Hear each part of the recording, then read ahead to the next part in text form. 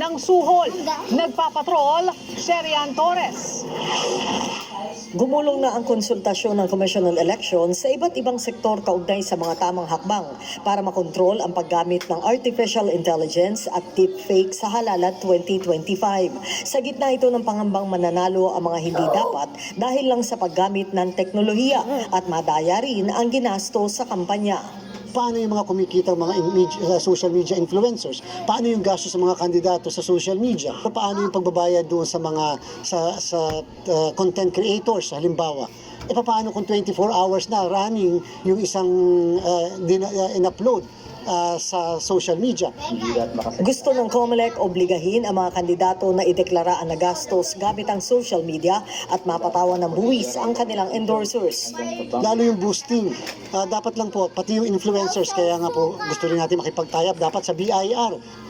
Pati paggamit ng teknolohiya para mabago ang hitsura ng kandidato, kontra rin ang...